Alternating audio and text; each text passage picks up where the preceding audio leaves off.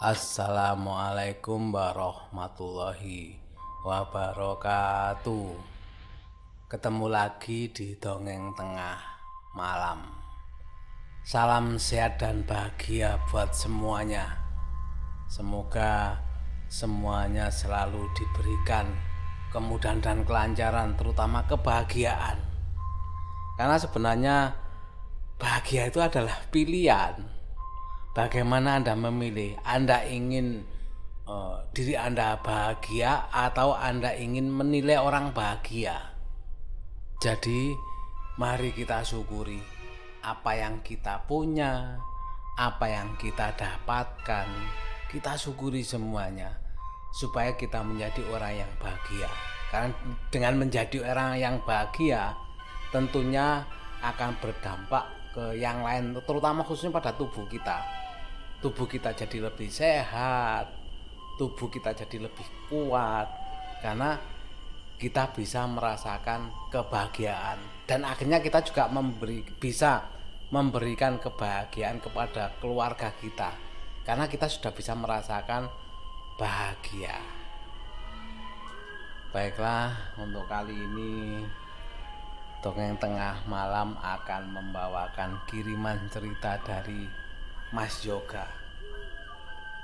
Di emailnya Mas Yoga menceritakan bahwa Mas Yoga termasuk salah satu pendengar setia dari Dongeng Tengah Malam dan juga mendoakan Pak D. Terima kasih atas doa-doanya Mas Yoga, dan doa yang sama buat Mas Yoga juga pendengar Dongeng Tengah Malam semuanya.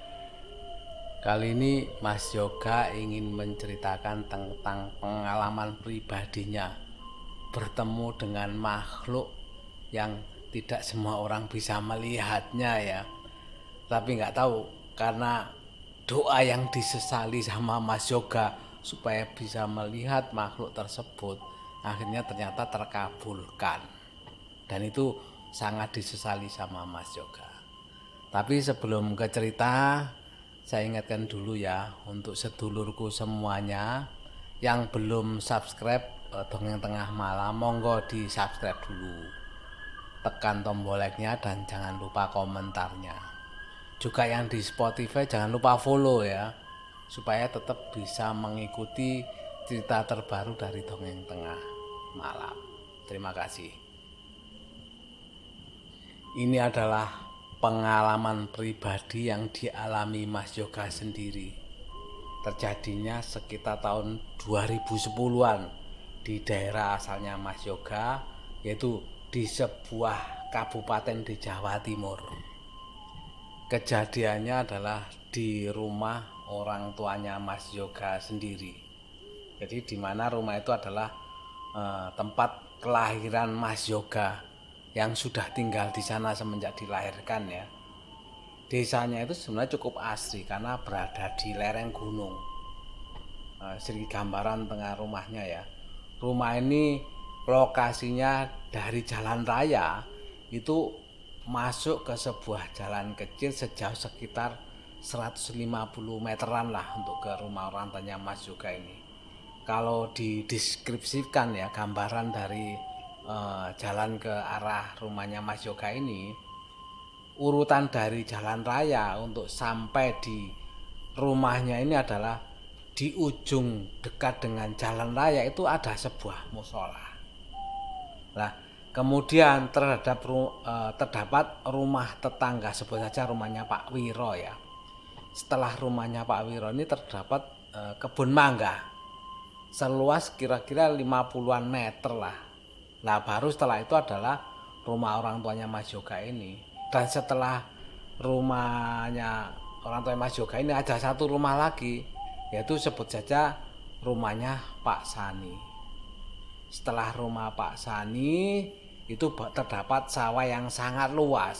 Ya mungkin saking luasnya ya kalau dihitung sekitar 2 kilometeran lah. Baru setelah itu ada sebuah desa kecil. Dan terakhir sudah merupakan kawasan hutan pinus dari gunung tersebut, kan rumahnya ada di lereng gunung ya. Setelah lulus SMA sekitar tahun 2006, Mas Yoga ini mulai merantau keluar Provinsi Jawa Timur untuk meneruskan kuliahnya. Dan kalau pulang ke kampungnya Mas Yoga ini, ya kira-kira hanya beberapa bulan sekali lah untuk sekedar menjenguk orang tuanya. Dan minimal kalau pulang ini ya lebih kurang 1 minggu lah untuk berada di rumahnya ini, sekalian libur gitu loh. Makanya kan nggak rutin tiap minggu atau tiap bulan, bahkan sampai beberapa bulan baru bisa pulang. Ayahnya Mas Yoga ini adalah imam di musola yang terletak di ujung jalannya ya, di pinggir jalan raya yang sudah digambarkan tadi ya di atas ya.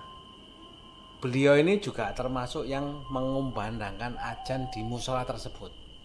Jadi bisa dibilang ayahnya Mas Yoga ini pasti datang di musola lebih awal dan pulangnya juga lebih akhir, karena imam juga di situ, ngimami sholat ya kalau sholat.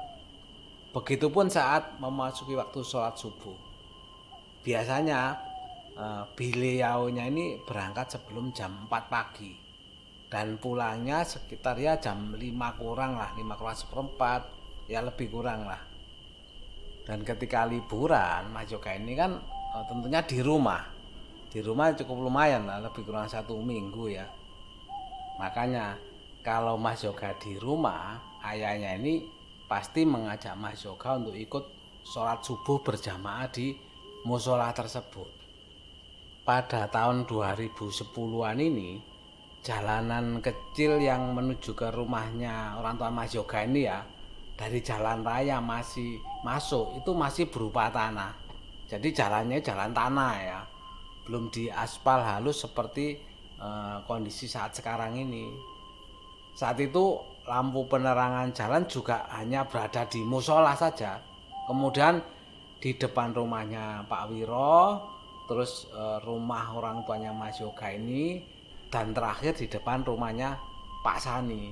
Jadi setelah rumahnya Pak Sani yang merupakan areal sawah, kalau malam hari ya keadaan ini ya cukup gelap gulita, karena memang nggak ada penerangan jalan sama sekali. Kan di situ terdapat sawah yang sangat luas ya, mungkin sekitar 2 km yang di jalan tadi ya. Setelah 2 km barulah terdapat desa kecil ya, setelah sawah tersebut itu barulah ada penerangan dari desa di setelah sawah tadi. Begitu juga di kebun mangga ya, yang memisahkan antara rumah orang tua Mas Yoga dengan rumahnya Pak Wiro ini. Itu juga gelap sekali, gak ada penerangan. Jadi kalau melewati kebun mangga tersebut ya bisa dibayangkan ya gelapnya gimana, nggak ada penerangan sama sekali. Saat itu Mas Yoga kan sedang libur kuliah, dan tentunya kalau libur kuliah kan pulang ke rumah orang tuanya. Seperti biasa, ayahnya ini kan pasti mengajak untuk sholat berjamaah di musola. Biasanya ya setelah melaksanakan sholat subuh berjamaah, Mas Yoga dan beberapa tetangganya ini akan mengobrol terlebih dahulu di halaman musola tersebut sambil menunggu ayahnya selesai berdoa. Kan ayahnya jadi imam di musola tersebut, makanya pulangnya itu mesti belakangan, setelah selesai berdoa baru pulang. Lah pada hari itu jamaah yang datang ke musola itu hanya sedikit. Padahal nggak biasanya sih lumayan lah, bisa 1-2 saf lah ya yang ikut sholat. Tapi hari itu nggak tahu kenapa kok sedikit sekali. Hanya ada Mas Yoga, ayahnya sebagai imam, dan 2 orang tetangganya. Dan juga nggak seperti biasanya. Biasanya itu Mas Yoga selesai kan duduk-duduk di teras, biasa ditemani sama tetangganya walaupun sedikit ya. Tapi hari itu enggak. Jadi 2 orang tetangganya yang ikut berjamaah itu selesai berdoa itu langsung pulang. Jadi tinggal Mas Yoga sendirian di musola tersebut menunggu ayahnya selesai berdoa. Nah, setelah ayahnya selesai berdoa, ini ternyata Mas Yoga disuruh pulang duluan sama ayahnya ini. Udah, kamu pulang duluan aja. kebetulan katanya ayahnya ini mau sekalian bersih-bersih musola. Karena disuruh pulang duluan, ya sudah, Mas Yoga akhirnya pamit untuk pulang duluan dan langsung bergegas karena ingin segera membantu ibunya yang sedang memasak untuk keperluan berjualan. Setelah keluar dari musola, kondisi pagi itu kan masih gelap ya, karena matahari juga masih belum terbit, jadi masih terasa kegelapan itu. Pagi itu ketika menuju arah pulang, nggak tahu kenapa Mas Yoga ini ada merasakan sesuatu yang berbeda. Jadi dalam perasaannya Mas Yoga ini seperti ada yang nggak wajar gitu loh. Mas Yoga memandang ke jalan ya, ke arah sawah di kejauhan, hanya gelap gulita. Pelan-pelan Mas Yoga pun mulai melangkah untuk pulang. Sesampainya di kebun mangga yang berada di sebelah rumahnya Pak Wiro, Mas Yoga ini sempat merasakan merinding di ketengkuknya ini. Akan tetapi nggak dihiraukan lah sama Mas Yoga, karena Mas Yoga sendiri kan juga nggak pernah melihat hal-hal atau sosok di luar nalar ya, atau melihat hantu dan sejenisnya secara jelas. Meskipun teman-temannya maupun tetangga-tangganya yang lain tuh seringkali bercerita bahwa daerah rumah orang tuanya Mas Yoga tersebut itu adalah sangat angker. Terlebih di daerah sungai belakang rumahnya orang tua Mas Yoga ini.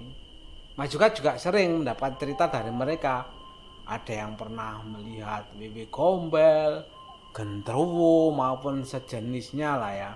Bahkan katanya mereka juga melihat ada sejenis peri yang ada di sana. Akan tapi Mas Yoga sendiri kan belum pernah melihatnya dengan mata kepalanya sendiri ya. Makanya Mas Yoga sulit untuk percaya dengan cerita-cerita tersebut. Kembali ke cerita ya. Setelah melewati kebun mangga, sampailah Mas Yoga di rumahnya. Bentuk rumahnya Mas Yoga ini ya, jalan masuk ke rumah itu kan terdapat 2 pintu. Pintu pertama itu ada di depan dan pintu kedua itu ada di samping rumah.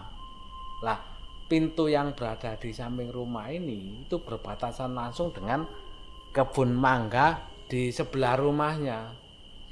Di samping rumahnya ini terdapat sebuah kursi dari bambu ya. Itu yang biasanya dipakai untuk tidur-tiduran. Karena suasananya memang cukup sejuk saat siang hari kalau di samping rumah itu. Sesampainya di rumah, Mas Yoga ini memilih melewati samping rumah untuk kemudian masuk dari pintu samping. Karena jika saat subuh itu memang hanya pintu samping yang tidak dikunci. Mas Yoga pun kemudian langsung duduk di kursi bambu panjang tersebut sambil menikmati suasana subuh pagi itu. Dan memang cukup nyaman ya. Di waktu duduk di samping rumah ini terdengar suara burung, jangkrik, dan juga suara alat-alat dapur dari ibunya ya yang lagi memasak. Dan lampu di samping rumahnya ini ketika subuh itu sudah dimatikan. Sehingga saat itu cukup gelap lah suasananya. Ketika sedang asik duduk di kursi tersebut, tiba-tiba badannya Mas Yoga ini merasakan merinding. Tak tahu kenapa kok tiba-tiba merinding gitu aja. Dan itu terjadi ketika Mas Yoga ini mulai memandang ke arah deretan pohon mangga yang berada di kebun sebelah rumah ini. Mas Yoga ini sampai melemparkan pandangan ya ke semua arah di kebun tersebut. Tetapi Mas Yoga nggak menemukan apapun. Dan disinilah letak kesalahan terbesarnya Mas Yoga yang akan disesalinya setelahnya gara-gara perbuatannya Mas Yoga ini. Jadi pada saat itu tiba-tiba di hatinya Mas Yoga ini terbersit keinginan untuk melihat sosok-sosok yang selama ini itu menjadi cerita teman-temannya maupun tetangga-tetangganya. Karena memang Mas Yoga kan belum pernah sekalipun dalam hidupnya itu melihat secara langsung dengan mata kepala sendiri, yang tentunya itu kan membuat penasaran Mas Yoga sendiri. Dan dalam hatinya Mas Yoga saat itu tiba-tiba mengucapkan doa, ya Tuhan, izinkanlah aku sekali saja ingin melihat hal-hal yang seperti itu. Ya, entah apa yang ada di pikirannya Mas Yoga saat itu ya, sehingga sampai berdoa meminta seperti itu. Sesaat setelah berdoa seperti itu ya, Mas Yoga ini masih santai dan berpikir gak mungkinlah langsung dikabulkan. Lebih kurang ya semenit kemudian Mas Yoga kan masih duduk di sana dan masih belum melihat apapun, akan tetapi masih tetap merasa merinding. Nah, menit berikutnya barulah menyadari bahwa Mas Yoga ini sangat menyesal dengan apa yang telah dia minta dalam doanya tadi. Saat itu kan Mas Yoga kan masih menyapu matanya, menyapu pandangannya ya, melihat ke seluruh area kebun mangga tersebut. Tiba-tiba saja matanya Mas Yoga ini berhenti dan terpaku di sebuah pohon mangga yang ada di sana. Awalnya sih Mas Yoga masih ragu karena waktu itu seperti melihat siluet berwarna putih lah, lebih cenderung seperti asap putih di bawah pohon tersebut. Karena penasaran, Mas Yoga pun mencoba fokus ya, atau memicingkan matanya untuk melihat lebih jelas ke arah tersebut sambil masih posisinya kan duduk di kursi ya, kursi bambu tadi ya. Dan saat itu keadaan itu atau suasananya itu masih cukup gelap, sehingga untuk melihat apapun kan masih belum terlalu jelas. Dan Mas Yoga pun semakin tertarik dengan siluet putih tadi yang dilihatnya tadi. Nah, lebih kurang 20 detik lah, berapa detik kemudian lah, hal-hal yang Mas Yoga takutkan seumur hidupnya itu terjadi. Jadi siluet tadi lama-kelamaan tuh semakin jelas dan tambah jelas lagi. Yang awalnya itu ya berupa gumpalan asap putih, lama-kelamaan itu membentuk sebuah sosok. Ya, sebuah sosok orang yang tengah berdiri dengan baju putih yang terlihat lusuh ya baju, dan rambut hitam panjang yang tidak beraturan. Beberapa detik kemudian kengerian dalam hidupnya ini semakin menjadi, karena apa? Sosok tersebut malah semakin jelas dan sangat jelas. Jika dijelaskan mungkin ya, sosok inilah yang sering digambarkan sebagai mungkin ya kuntilanak lah. Jika mungkin sedulur semua sering menonton film kuntilanak yang diperankan sama almarhum Susana ya, dimana digambarkan kan memakai baju putih panjang, rambut yang panjang yang mengembang, sekitar lingkar warnanya matanya itu kan berwarna hitam. Ya, tepat. Sosok seperti itulah perwujudan yang muncul di bawah pohon mangga tersebut. Jadi sosok tersebut tuh hanya diam melihat ke arahnya Mas Yoga ini.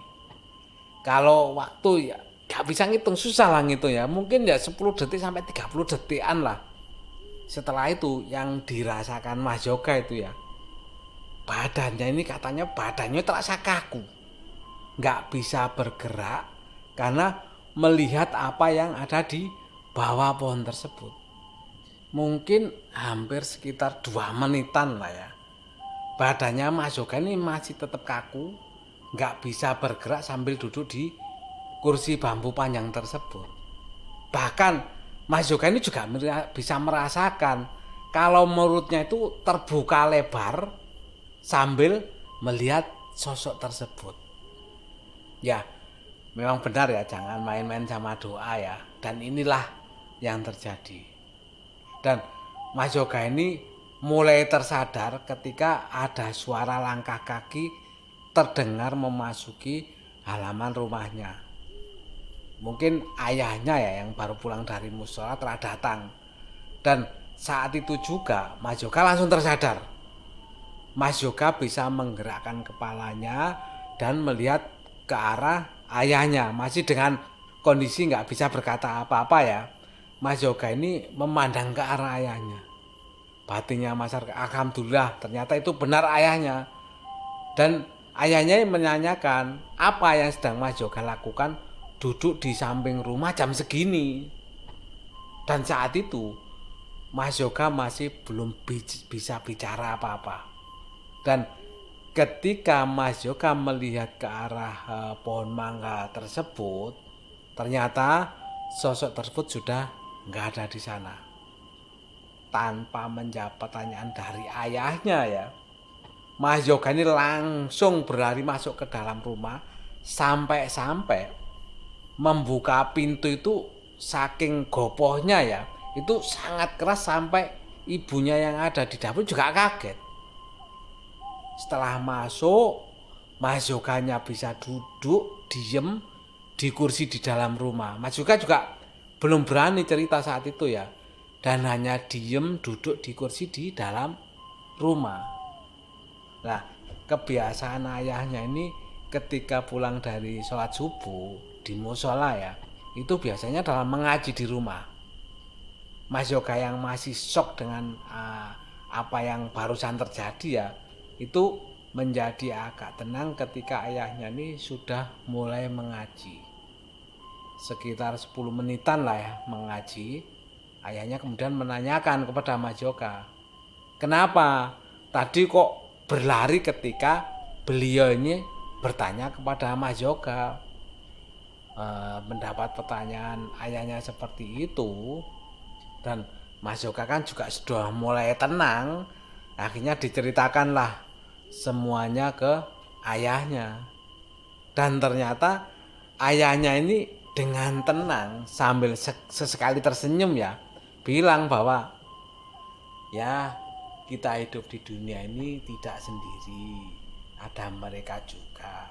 Makanya kalau berdoa itu yang benar, mumpung diijabah, berdoa itu yang baik. Dan jangan berdoa seperti itu lagi, itu dikabulkan gimana? Udah gak penasaran kan sekarang? Yang kamu lihat tuh tadi memang sering muncul di situ, kadang di kebun depan rumah juga. Begitu katanya Mas Yoga. Memang benar, Mas Yoga sudah agak tenang saat itu dan benar-benar menyesali apa yang telah dilakukan dengan berdoa seperti itu. Dan semenjak itu, kadang tanpa berdoa pun Mas Yoga ini masih bisa melihat sosok-sosok lain. Dan Mas Yoga berpikir, apakah ini gara-gara doanya saat itu sehingga sampai saat ini sering kali bersinggungan dengan mereka. Bahkan sekarang Mas Yoga ini berdoa untuk tidak mau melihat dan ketemu lagi dengan mereka. Itu tadi cerita dari Mas Yoga ya, yang katanya Mas Yoga ini pengalaman tersebut adalah benar-benar yang dirasakan sendiri dan juga disesali. Jadi satu hal yang kata Mas Yoga yang mungkin bisa dipetik ya, bahwa Tuhan itu selalu mendengarkan kita. Maka berdoalah yang baik-baik meminta kepadanya. Di akhir cerita Mas Yoga juga katanya insya Allah masih banyak cerita lagi katanya yang dialami Mas Yoga setelah kejadian yang di atas tadi, yang nanti akan diceritakan kembali ke Dongeng Tengah Malam ini sama Mas Yoga. Mulai dari dibonceng mereka sampai melihat sosok hitam di sebuah pantai di Jawa Barat bagian selatan, yang menyebabkan Mas Yoga ini kabur dari penginapan malam-malam. Itu tadi cerita pengalaman pribadi dari Mas Yoga ya. Ditunggu Mas Yoga cerita-ceritanya lagi. Semoga segera ya bisa dan bisa diceritakan di Dongeng Tengah Malam. Terima kasih sekali Mas Yoga atas kiriman ceritanya. benar-benar bisa jadi pelajaran ya buat kita semuanya, bahwa memang kita itu berdoa itu jangan sampai minta yang nggak baik ya. Berdoalah minta yang baik-baik buat diri kita sendiri, buat saudara kita, buat sesama kita, supaya apa? Supaya kita semua selalu mendapat barokahnya dari doa-doa yang kita panjatkan tersebut. Sekali lagi terima kasih Mas Yoga atas kiriman ceritanya. Juga nggak lupa saya sampaikan terima kasih kepada sedulur dongeng tengah malam semuanya yang selalu hadir, dan terima kasih atas komentar-komentarnya. Oh ya, kalau ada yang berbagi cerita ya ke dongeng tengah malam bisa via email ya. Emailnya dongengtengahmalam@gmail.com. Monggo para sedulurku kirim cerita di email tersebut. Sebelum saya akhiri, saya ingatkan lagi ya, yang belum subscribe monggo di subscribe dulu, yang di Spotify monggo di follow dulu. Sekali lagi semuanya terima kasih, saya akhiri. Wassalamualaikum warahmatullahi wabarakatuh.